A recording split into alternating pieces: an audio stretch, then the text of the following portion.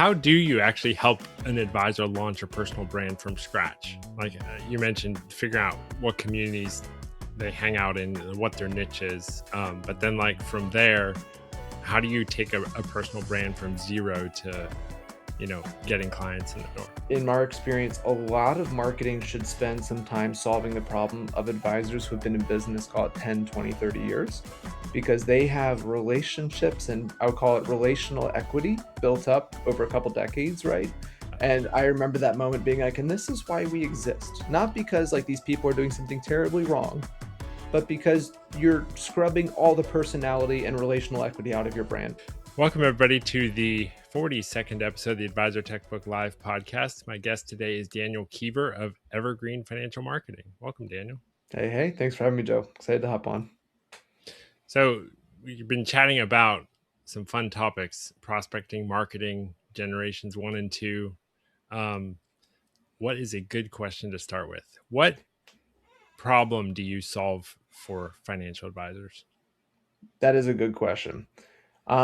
A lot of marketing, I think, is focused on what we do next and like what direction are we headed next, and I think that's part of it. But in our experience, a lot of marketing should spend some time solving the problem of advisors who have been in business, call it 10, 20, 30 years, because they have relationships and I would call it relational equity built up over a couple decades, right? And they really don't have a way to harvest it. So we like to use that picture of like farming. So in terms of you've walked out in your fields for 10, 20, 30 years, just scattering seeds everywhere. And that's your referral networks, your relationships, your word of mouth. But what are you able to do to then go back at a scaled capacity and harvest that? For a lot of people, that's hoping you stay top of mind or you come up in conversations. We use content marketing and relationship first distribution instead of calling like algorithm games and things like that to maximize top of mind association with value. So we do that primarily via video. We're a video first full service agency, but we're really looking to take advisors or other people in the space who have lots of, again, relational equity and give them a brand, whether that's company or personal, to stay top of mind and harvest that more effectively. Yeah, no, that's really cool. And something I found interesting the first couple of times we chatted. Most of my focus is on advisors that are actively like growing their businesses. It's like their Mhm. number one pain point. But I think you generally work with advisors that have been building for 10 or 20 years and they have different pain points. They're not like desperately trying to get new clients per se. They're more, building something. Yeah, and I So would I would just as a note in there, when you think about the highest and best use of marketing dollars for us as an agency, where do we provide the most value?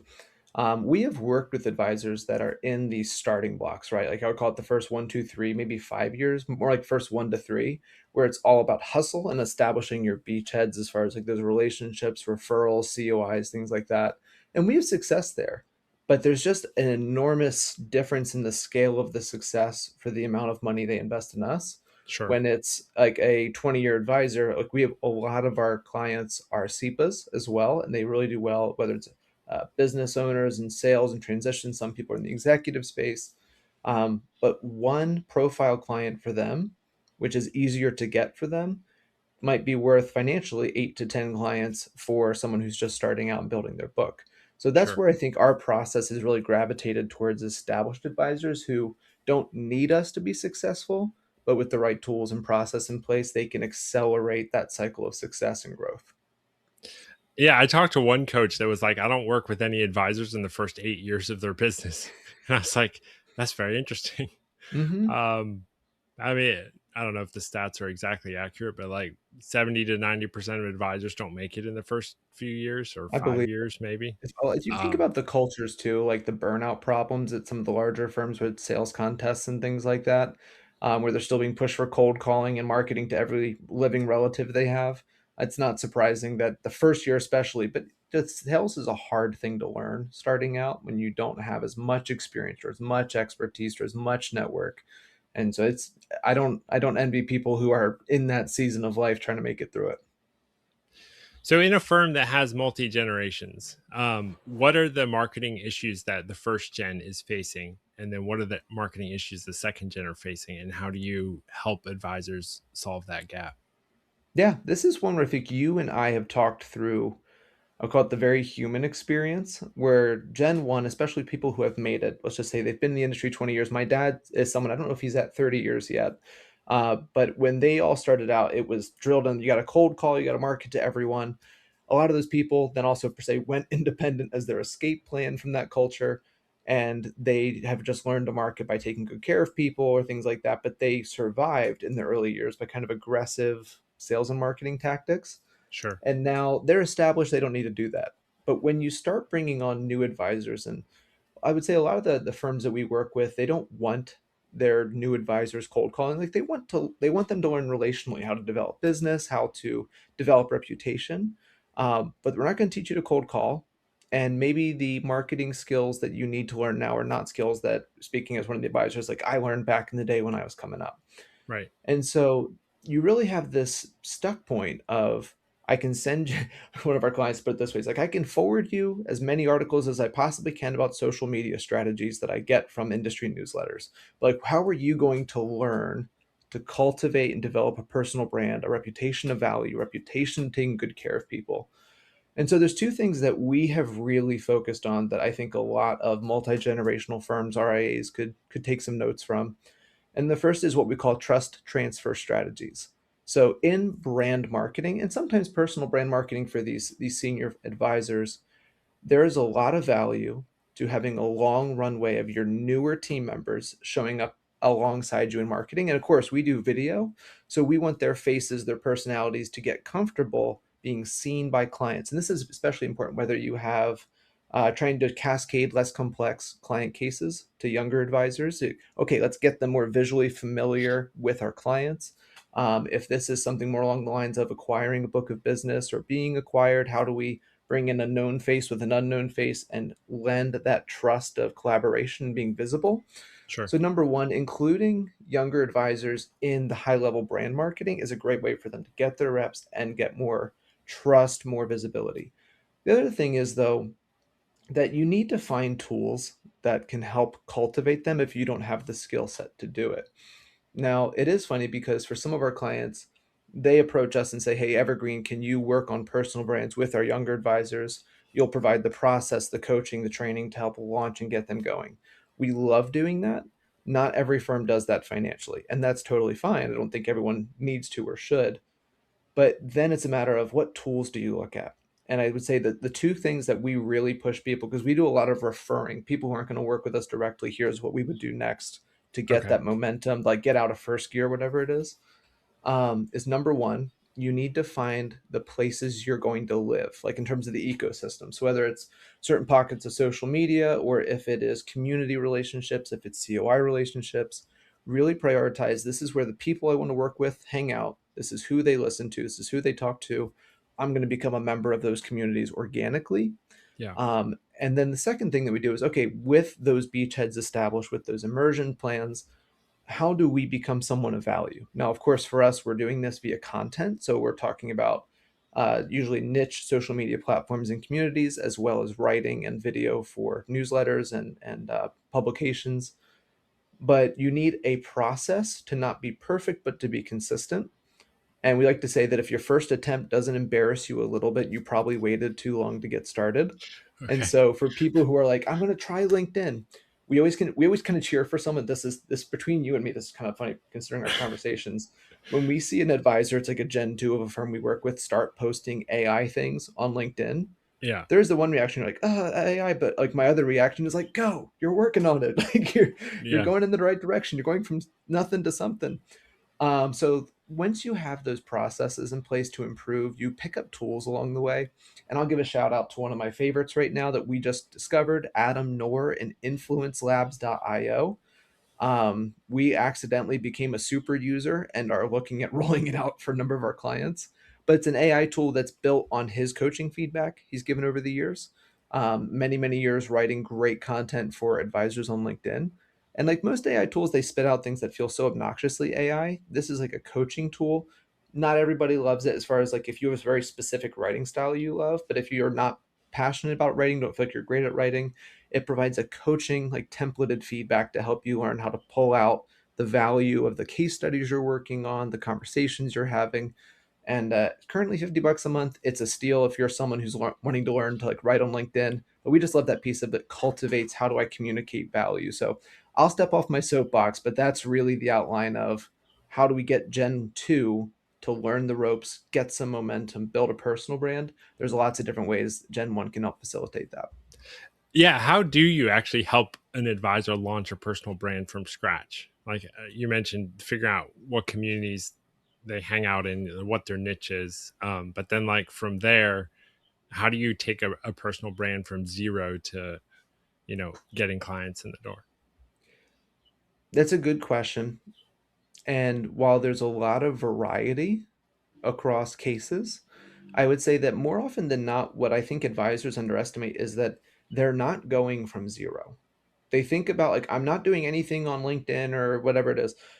Most advisors, if they've been in this business a number of years, they're not starting from zero. They just have never built the digital, we call it like the digital twin or the digital version of their in Okay. world network. Yeah. So, for example, one of our advisors is he's got 20 years in the niche of pharmaceutical executives, works with a lot of high level people. I think it's like 70 to 80% of his business is in pharma. And on LinkedIn, he when we started working together, he had never been active as a poster, as a connector, as a commenter. And so we said, number one, we need to get your clients connected to you. Let's build your tribe based on who Right. you know and who already likes you. So we started with that. Secondly, and this is all, of course, in addition to a content strategy we put together for him. Let's find the second degree connections to our profile clients and just in a human pace, not like an AI spam end up in LinkedIn jail pace, but let's find the second degree connections, especially if there's companies that like you have a great foothold in AstraZeneca or something like that. Say, hey, these are problems we're solving for people like you. We have a number of clients that work here. If you ever have questions, this is a strength of ours. Oh, Yeah. by the way, your second degree connections. That's one example of like where do we find our real world people and start to create the digital version of it where we have access, much more access, like the number of times someone sees your posts versus the number of times you might be able to call them in a year, right? Yeah. So we're building that visibility. The other thing too is sometimes it's not necessarily like LinkedIn is great for pharma because we can search job titles, connections, all that kind of stuff. Sometimes it's not social media specific. We have a newer client who focuses on women in transition. So just in terms of, especially later in life, if it's divorce or inheritance or big career transitions, re-entering workforce, like those, that crowd is very heavily active in the podcast world. Just in Okay. terms of like, there's great communities. So you might not even have as much direct access to those people as far as like I have pre-existing relationships, but building a more niche focused personal brand, we have a vehicle, and with Evergreen she has a format to say we're interviewing people like you for our clients. Yeah. You have something really neat to say, would you mind hopping on and doing a 30-minute interview? So there's things like this where you can kind of build the context of this is why we're connecting versus I'm clearly selling you something. I don't have value to give you unless you're hiring me. Right. That's where the personal brand is. How do we replicate real relationships, relationships people want to have Right. versus spray and pray and hope the algorithm smiles upon you? Yeah. No, I've started to think about marketing. I'm just going to call it prospecting. Just Sure. marketing, prospecting. They're slightly different, but there's like on one end you've got like the Mr. Beasts. Like they're as a human being, they want to become the best possible marketer they can. Um, Hmm. and then on the other end, you've got, I mean, it's kind of like a laziness gap. It's like, are you willing to work really hard to be a really good marketer, or are you trying to offload as much as you possibly can to a prospecting tool that's going to write everything for you, going to do it all automatically, and like get the least good results possible? Um, so I've started to think of this like range, I love because the little tagline on the end of that. I'm okay with crap, or I should say slop now, as long as something's happening and we're marketing. but like, I mean, the reality, I've talked to a lot of people. I think it's okay to say this. Like advisors are lazy. I think humans are Hmm. generally lazy. Also, I've heard a lot that like advisors are not naturally open people, and it takes some level of like openness and authenticity to be Hmm. a good marketer or a good storyteller. Um, so it's possible like advisors are more analytical. They're just not naturally like have the skill set to be good LinkedIn marketers. We That's could say. that's interesting because and maybe you see this differently. I would say my experience, especially because we go through the progression, like we do virtual interviews for our clients. The first one or two is always they're the stiff ones. Just in terms of like they're not loosened up. They're usually not super pleased with like the first interview they do. They critique themselves a lot. By the third and the fourth, they really start to loosen up and become more Hmm. of the person they are off camera. Right. But what I sense in that is not necessarily that they're not open people or they're more analytical. Like that's probably that shoe fits for a number of people. What I sense is more along the lines of there's pressure to be perceived with a certain kind of professionalism. Yeah. And I think they sometimes equate professionalism with buttoned up kind of inauthentic version of themselves. And so like and you could take that wherever you want, but I do think that there's an element of what they think their ideal client wants versus the human to human connection that everybody really thrives with. Yeah, no, for sure. I mean, I recently did a podcast with James Canoli. Are you familiar with him and his YouTube Yeah. channel? Yep. I mean, he wears like brown t-shirts in most of his videos. Hmm. And I like to say, advisors wearing ties, it like restricts blood flow to their brains.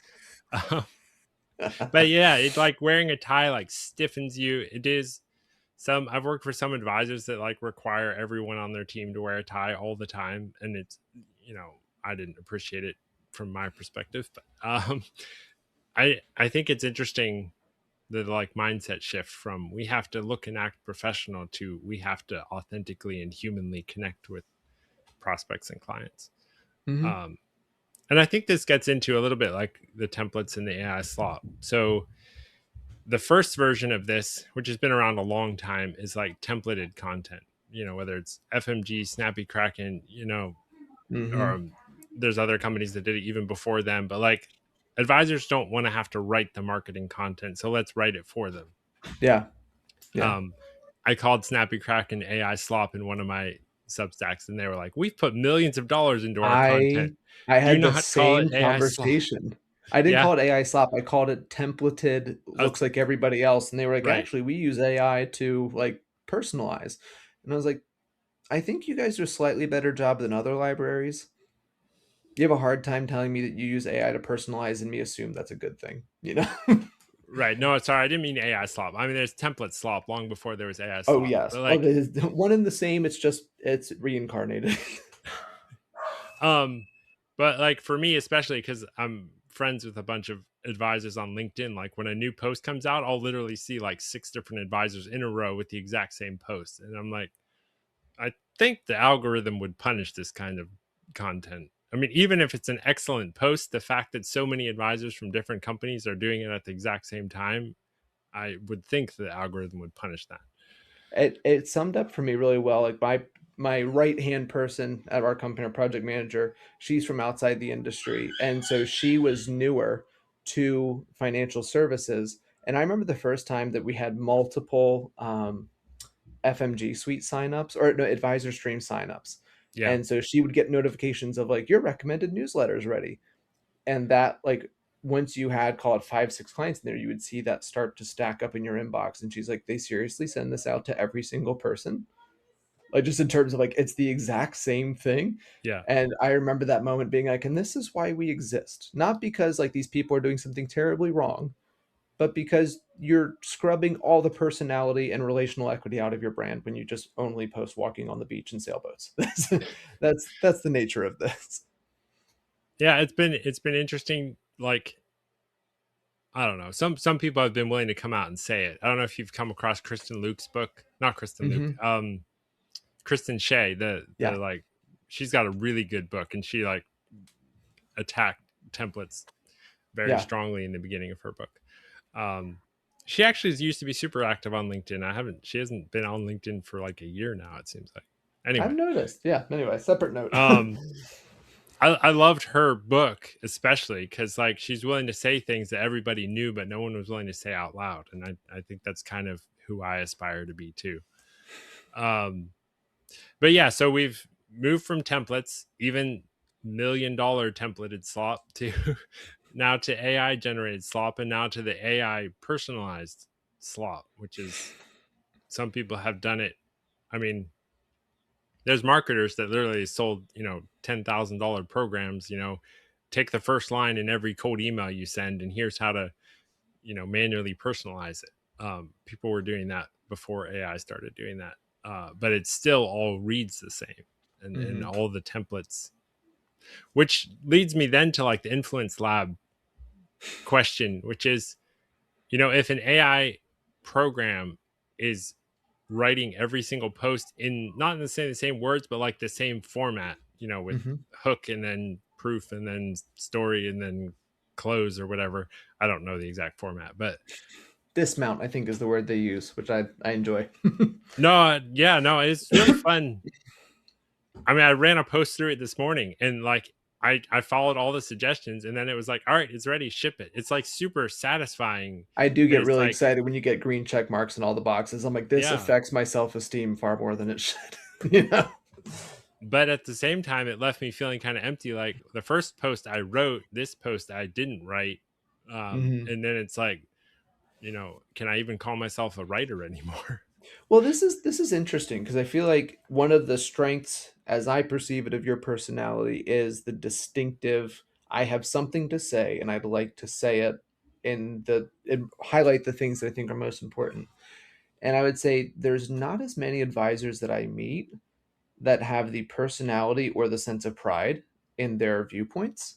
Yeah, And so they're really measuring it based on just the feedback of where they're distributing it.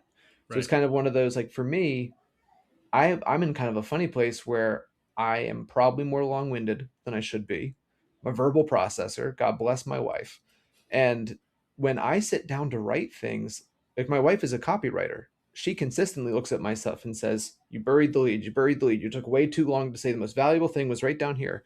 And now this influence lab is kind of a tool that reminds me of her in some ways. Yeah, But like, what I'm trying to say gets lost in translation sometimes. And a tool like this, to your point, first of all, I feel like it does a good job of coaching how to do it, even if you don't necessarily use that as the metric of what your writing should sound like. It's a good feedback tool. But I want to harp on something you mentioned at the beginning, which is the problem with the templates is not that they're template, it's that everybody on the platform is templated. And the problem with AI is not that it's we hate the word quietly showing up in posts. This quietly does this and this quietly does that. It's not that. It's this. It's that way too many people are using it as an excuse to be lazy. Not yeah, excuse, to enable laziness and sure. think that they deserve the results. But one of the things I think is also true, and this is about like Adam Noor, I think I'm rooting for him to get oversaturated because I think he's a great dude and I think he's working on making the industry better. And like, if he's so successful that we're having this conversation about Influence Lab ruining people's sense of uniqueness, I think he'll probably do something even better. But what I also realize is that if you're successful of getting outside the advisor bubble, audience wise, Yeah, the world is not oversaturated with financial advisor content. If anything, right. it's undersaturated because it's been ignored for so long. Sure. So to a certain extent, if you can do a margin like 1 degree better than what most of the industry is doing, you've made progress. And so, like, if Adam Noor's tool is an example of, hey, let's just say there's 100 people that are using it, you're not anywhere near oversaturated, and it's way better than the thousands that are doing Claude or Chat GPT or make me a post about this topic. Yeah. So, to the extent you can communicate value well, that's the only thing that you need. Can you communicate and be memorable? Not necessarily the internal echo chamber of the industry and how many people are using something. Yeah, I like to think, I don't know. Some people have called me like an advisor tech tastemaker. I like to think I think ahead. So, Hmm. like with all these money in motion tools, whether you're sending emails, postcards, DMs, but like let's say you go through a divorce and then you get 30 postcards from advisors in the area, Not good for the industry, Bob. all using Wealthfeed or Finny or one of those tools. Um, Not that that would ever happen, except maybe in a big city. But if I went through a tough financial event and then got like 30 postcards written by robots, Ambulance um, chasing. like it would make me mad at the whole industry. It'd be like, this is ridiculous. Beyond the fact that a lot of the data is not like, I like to talk about it as asking for a girl's number. Like, do you, if you want to go out on a date with a girl, do you walk up to her, hang out in her circle of friends, ask her directly for her number, or do you buy her number from a third party that she never even gave permission to use? That is such an uncomfortable analogy. I love it. How did you get Um, this? but like, that's why I like to say like cold emails, cold DMs, cold postcarding when someone goes through a birth of a child. Like, you're actually destroying credibility. You're not building credibility. Basically, if someone's never heard of you and then you cold message them with something written by AI with data you shouldn't have access to, you're now in negative territory. So you've actually hurt your brand by reaching out to them. Um, I think that there's a place for cold outreach, but it's got to be done alongside personal brand building, authority building, potentially like in that person's realm of reference so that they've somewhat familiar with your name, your brand, or something before you send them a postcard written by a robot. It is funny because like we don't do almost any cold outreach. We have clients who have other marketing vendors that we collaborate with who are handling some cold outreach for them. Um, I wish that that kind of like taste making guilt trip were effective enough to give people some class is a weird word to use, but like not getting the girl's number off the third party data mining site, you know. Yeah. Um, but what I find that's also true, and this is sometimes Let's I've just seen call this it be, game. Hey, your prospecting game. yeah, I like this metaphor. We'll keep going this direction. Um, what I find is true though is like this is it's a similar issue with SEO in terms of the more this gets adopted, the more competitive it will be, the less effective it'll be.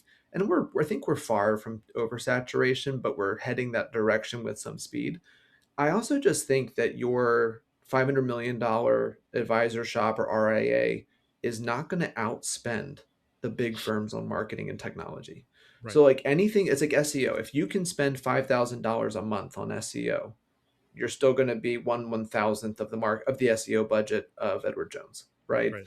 So it's kind of like, okay, if even just on a competitive advantage, you might say, well, okay, maybe I feel a little guilty about cold DMing people during these tough moments of their life. You still turn around and it's like, okay, then what do I do? I don't want to be doing nothing because I feel bad about doing that. And this is where I think our approach has always emphasized where is the real relationship. And sometimes there is a component of just accelerating client referrals, making yourself more referable using content. But like even on COIs, I'll give you an example. We have an advisor who just opened a shop in West Palm Beach, and like they live there. It's a great market, but they specialize in executives, and their crowd in Florida is mostly retired, just in terms of they're not making the same kind of niche decisions.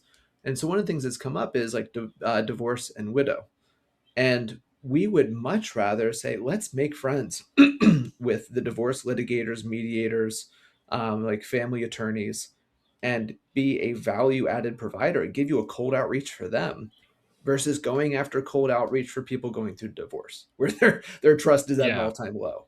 And it's one of Right. those like we did this with CPAs for this exact person. Like let's build you a network of CPAs in Florida. And it's one of those we were using LinkedIn to establish those connections, add value, create real relationships.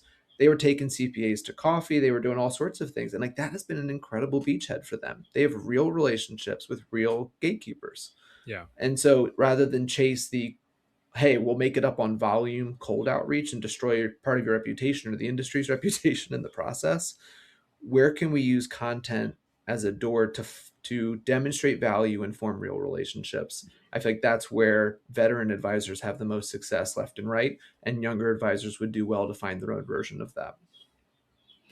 Yeah. No, that is interesting. I just had a conversation with Erin Botsford, and she talked about how when she used to do marketing, she lived in a city with like a military base, and she would do all her prospecting in the side of the city that she was comfortable with.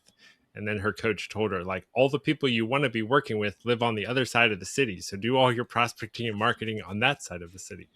um just back to your point, like if your niche is executives and you're in a place where everybody's already retired, like there's just a Mm-hmm. disconnect there, Mm-hmm. which is interesting.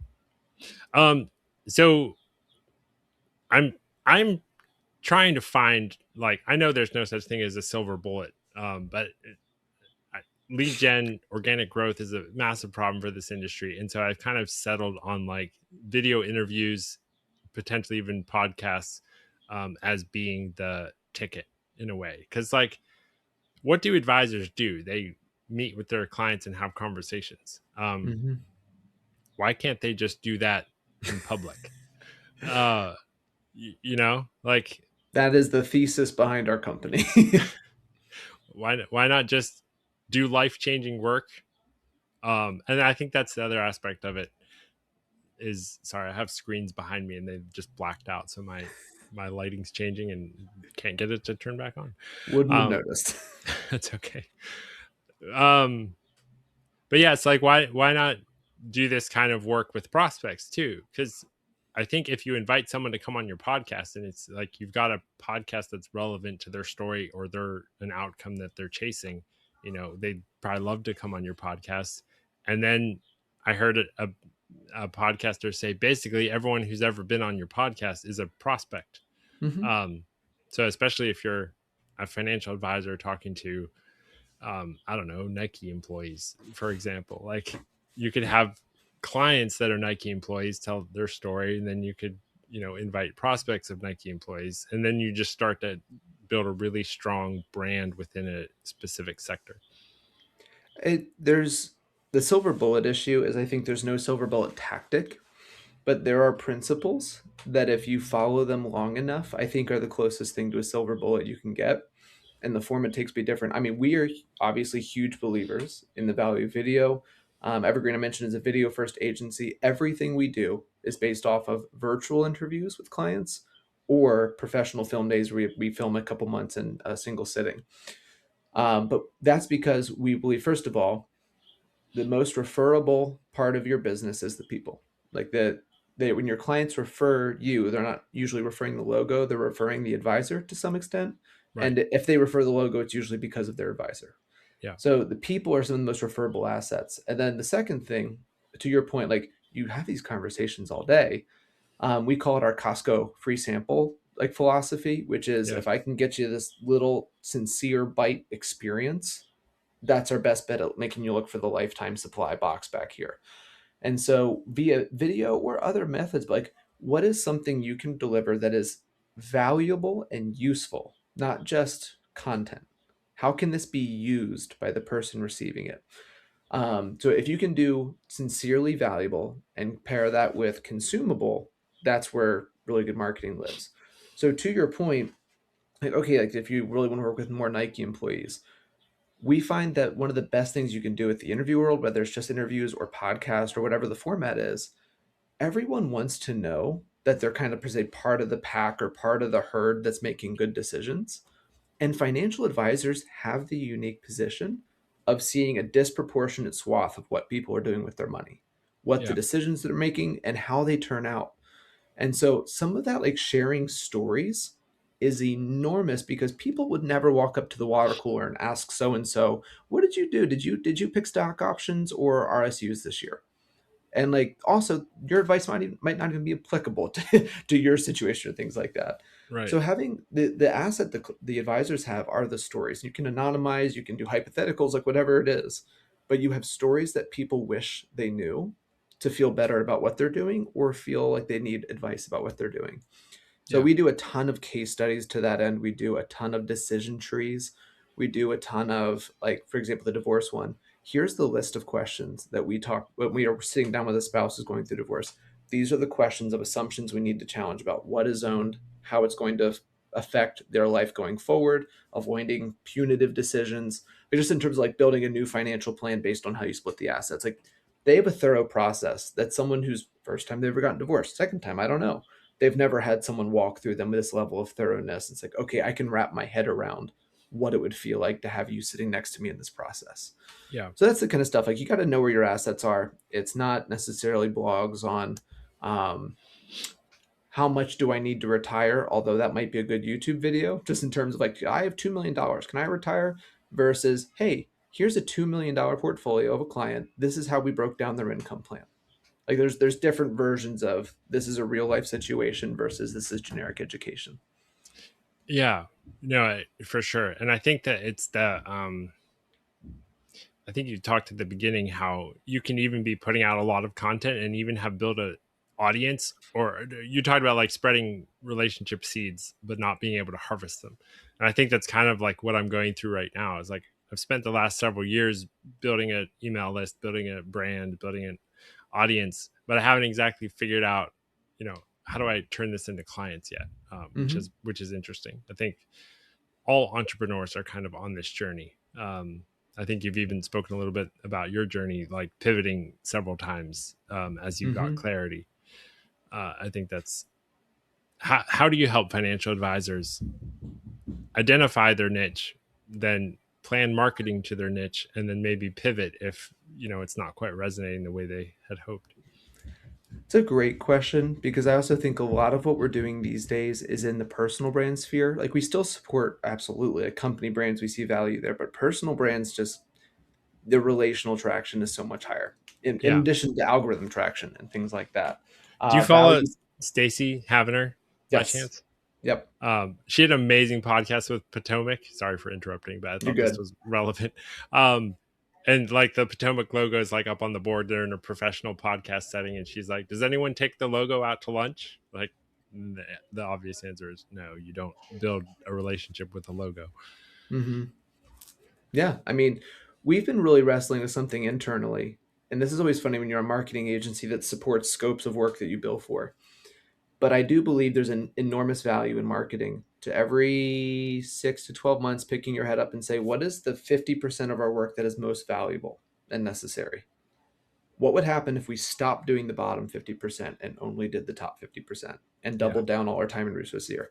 And like, if you caught me on the right day, I could tell you that the majority of companies, unless they're larger and the team value prop is a big part of the value prop, or there's recruiting or B2B objectives, the majority of advisors could completely throw away their company social media and do better if they put only their effort into personal brands, just in terms of business development and prospecting. Um, that's true across the board for our clients, you know. So that's the piece of how do you figure out the niche. I think sometimes you have to be honest about what are we working on that's not productive, that's yeah, not effective, and like yes, you need to be patient and build momentum. But a lot of advisors just know that they're doing activity without seeing any good feedback symbols, but it's what they're supposed to be doing, so they keep doing it. Whereas for like one of our clients, he realized that he had a unique set of relationships in the veterinary practice owner world.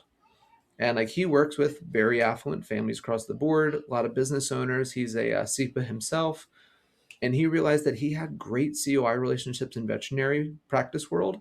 hmm. And so he said, what if we just build a landing page that's focused on this crowd and put out some content around it?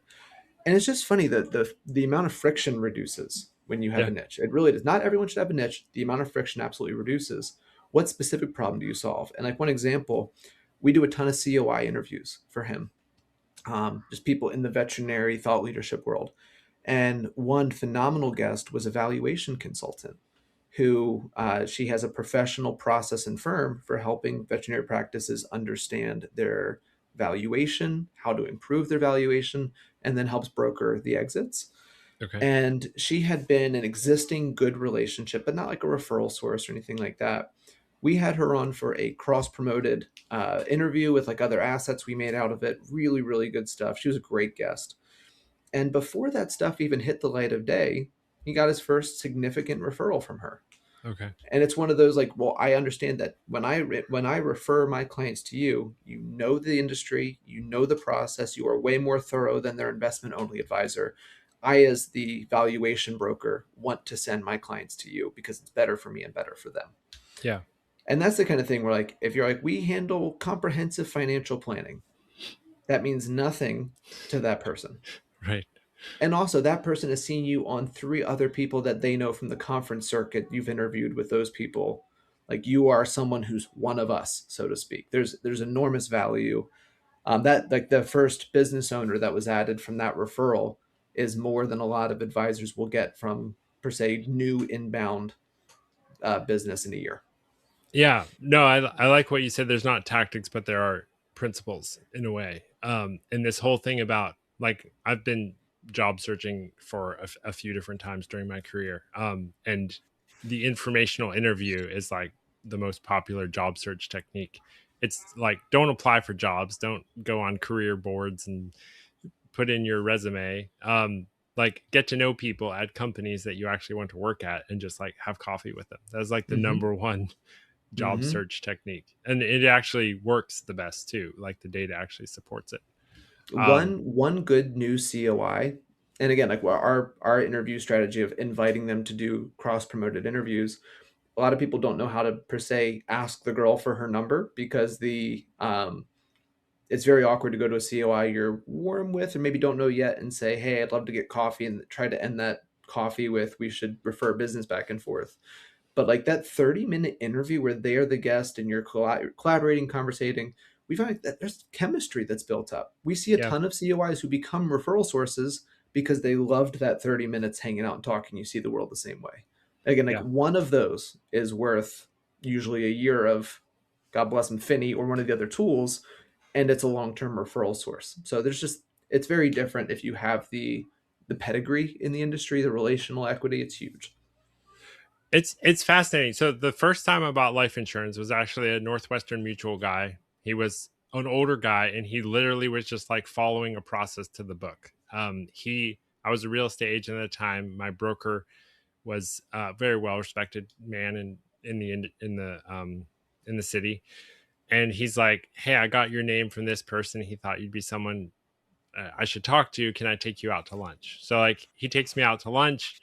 He pays for my lunch, but like for 30 minutes, he just asked me about what I do, my family, such and such.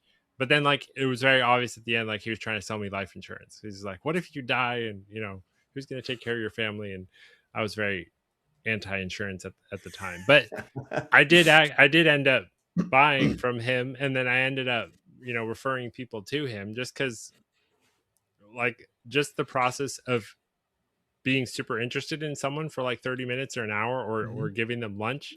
um I've heard it called, I don't know, I mean, it's the reciprocity principle, but basically Mm. at the end of that lunch you feel like you owe them something.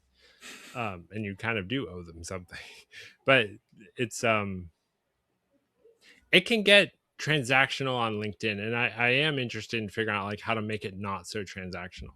Because I a lot of people like DM me and be like, "Hey, let's set up a chat." But everybody's trying to sell me something, or Mhm. get something for Tastemaker. get something from me for free. And oftentimes when I meet with other people, I'm trying to make money off them. So it's like, almost, how do you go into these kind of interviews or relationships from a giving mindset and not from what can I get out of this? Well, I think to your point, like this is where the human tact and discernment is huge. Excuse me. Class. Yeah, and expectations matter. And good COIs are approached frequently. Like in terms of, like, to go back, this might be a poor metaphor we keep dragging on, but someone who is a great catch probably has gotten asked out once or twice by someone else. Like in terms of, there's a template of, oh, this person's approaching me for something, right? Yeah.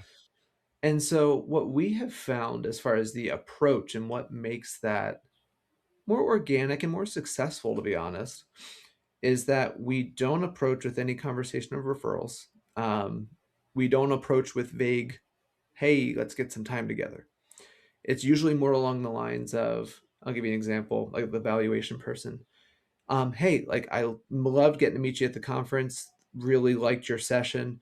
I think a number of our clients who are veterinary practice owners would really benefit from your knowledge of valuations. I'd love to have you on an interview, and we'll share it with our clients because I think your expertise would be great, a great value add to them. Right. There's no vagueness about what you're asking for, and you're also not then setting it up as, we need referrals. And we don't even necessarily follow up and ask for referrals. Part of the process working with Evergreen is we give all the marketing materials we create for our client, the advisor, for free to the COI. Because like a lot of these people don't have their own robust marketing strategies. So if we hand you 10 short videos, a PDF guide of your main talking points, a full interview, a lot of these people self promote anyway. But like the natural effect of, I had a really good time talking to you. You cover this with a lot more thoroughness than a lot of the people I work with now. I just, in terms of like, there's a natural, this was a value add. And even sometimes, like for COIs you don't already know, you didn't meet at the conference, so to speak. It's as simple as, hey, I've been following you on LinkedIn for like 2 months now, and it's been really encouraging. Just like I think you have a really, really good way of showing up. It's very human, it's very valuable.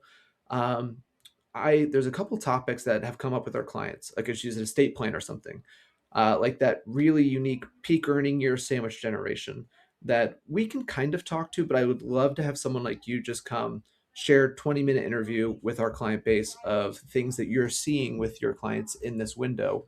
Would you be open to grabbing a time? And Yeah. like we have done that with people you've never met in real life, or like even like this sounds manipulative, but I clicked follow on you and then wait 2 months, engage on your posts a little bit, and then show up in your DMs. And like that's shockingly successful with the right people. If you're clear about what you're asking for, it's valuable to them, and you just don't come off as a creep or like they've been AI outreached, right? Yeah. That combination is surprisingly effective. Yeah. No, some people call it like pitch slapping. Like, they you click connect, they say accept, and then you immediately hit them with some sort of sale. Message received as soon as Yeah. you connect. Like nice. Right. No, and it's if you receive a templated message and then a few days later receive a second templated message, I usually like unconnect from those people because I'm like, I don't appreciate this. And selfishly, I'm like internal thoughts is you're not here for me. Right. This is that might not be true, but like when we do automated reasonable quantities, but like automated outreach connection requests, we don't send messages with them. We just send requests, and then they like Yeah, the I don't. audience builds, and we post valuable stuff, and it's not self-promoting necessarily, and we build community. But Yeah. to the extent that it's like the expectation of are you here for me or am I here for you, Right. there's a template that if you follow the wrong template, the assumption is you're here for you. That's a great way to put it. Because I can tell it's interesting. So like I'm trying to pick all these companies for my book. Like who am I going to recommend? And so a company will reach out to me and be like, "Hey, come demo our product. Come look at our product." And I'm like, "Well, I will. You have to join my community. It's like $99 a month." And it's become super obvious the ones that only want my time, attention, and recommendation, and have zero interest in helping me at all. Um, so like it took a while for me to get used to doing that, but almost like putting up a very small paywall Mhm. to pull out the people that truly care and the people that just are in it for themselves. I don't know. What do you think about that technique? The paywall is interesting, and I think now we're talking more to the COI world than necessarily advisors and prospecting. Yeah. But I think to a certain extent, Johnny Sandquist of Three Crowns is one of my favorite people that I've been talking to recently because I think his quote was, "My goal for 2026 is to use LinkedIn like it's 2005 Facebook, just in Okay. terms of like this is now my social media. Here's a picture of me hiking." Like, and what I find is so funny is just that when you're doing marketing, but you're getting too in the like again, it's kind of like the advisor who thinks they have to wear a tie, which I'm laughing. Dad, if you listen to this, my dad's a big tie guy. Okay. As like it's kind of like the advisor who thinks they have to wear a tie to be taken seriously. It's kind of like the same thing with marketing. Um, some people approach marketing very objective driven and not as relationally driven. Yeah. And so in the same way, like I'm a part of your community. You have a way bigger audience than me. This has already benefited me. I've had two or three advisors reach out because they saw me on the Kits's advisor, like the tech, the vendor map. Yeah. Like that's been great for me. But I think my primary experience of being connected to you and this community is like I think Joe has super interesting perspectives on the way these things are going, and he's willing to be disruptive when a lot of these larger firms with big marketing budgets are all playing defense on criticism, right? Yeah. And so like for me, like this is way more interesting than Joe is a high profile COI, and like we need like that comes off so quickly. And even if I'm willing to pay the $100 because being on the map would be important, like those kinds of things, it comes off to you very quickly. Yeah. And again, I always come back to what does a real relationship and real value smell like, and are we doing it? If it smells like anything else, it's useless activity at best and harmful activity at worst for that.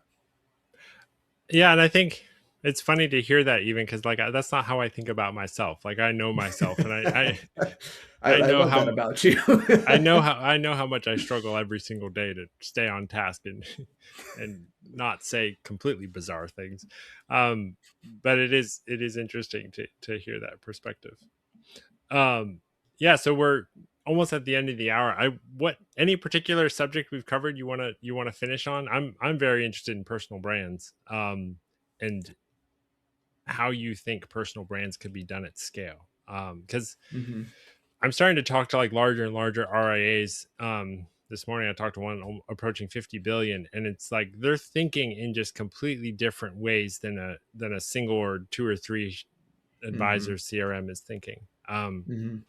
How do you launch personal brands for like hundreds of advisors at the same time? Okay, so this is where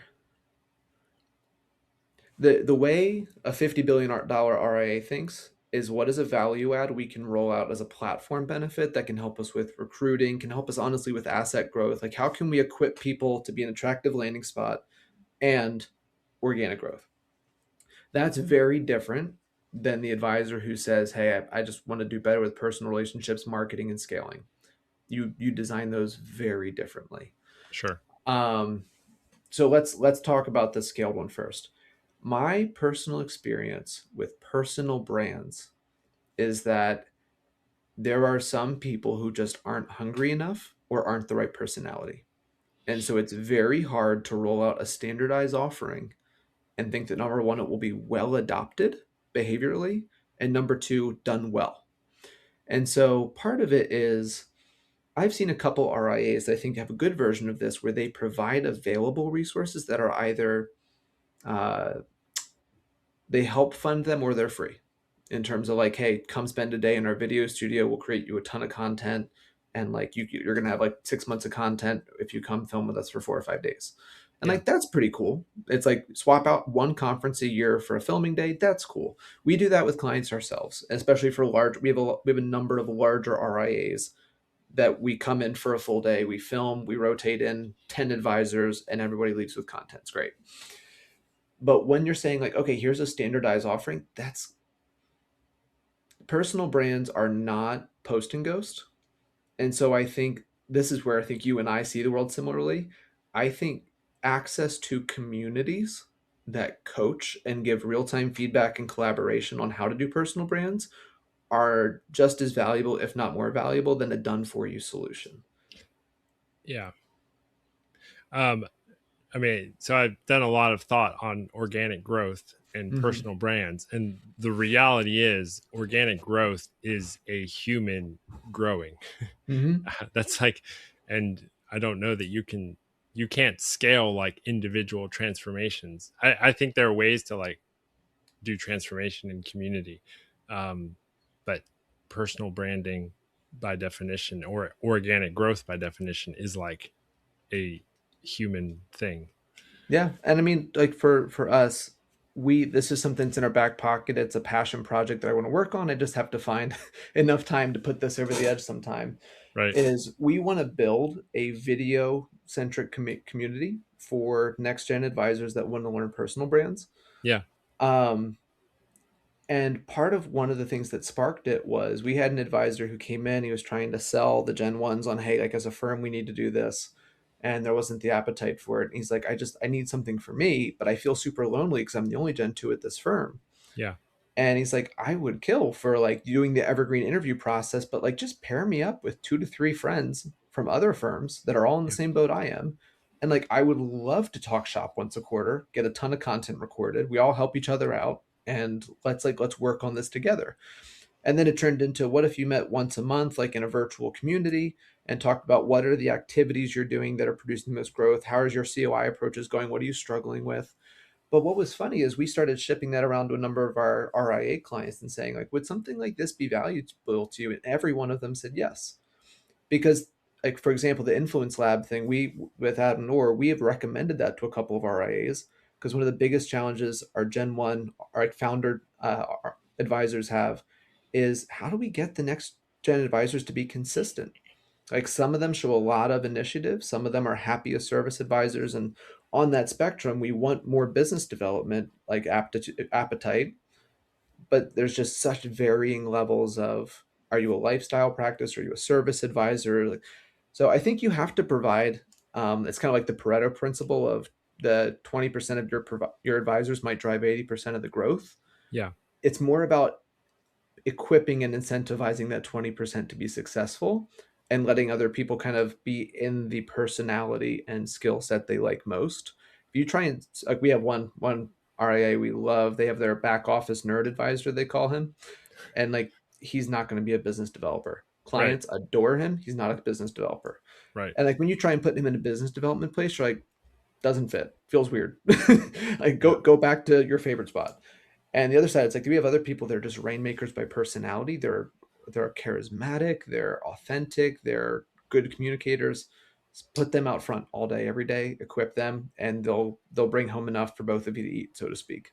Yeah. No, that's a great insight. And one I've heard over and over from creative planning, from United Capital, from Aaron Botsford, it's like you're selling advisor versus your servicing advisor in a way. Like they're two separate skill sets. Mm-hmm. Sometimes you've got to have them both in the same person. But if your firm is big enough and can almost separate like the hunters from the servicers, Mm-hmm. or the hunters from the And it not farmers. be a dirty word. Like you're good Right. with people. Let's give you a system to scale you. That's the game. For sure. All right, awesome. Well, this has been a great conversation. If someone is interested in finding out more about you, where's the best place for them to go? Yeah. So our website lives at evergreenfm.com. Frank Mary, F is in Frank, M is in Mary. And my personal favorite spot to hang out is on LinkedIn. You can find me, Daniel Keever with Evergreen. Awesome. I like LinkedIn too. It's a kryptonite of mine. Good time waster. All right, cool. That is all. Thanks, my friend.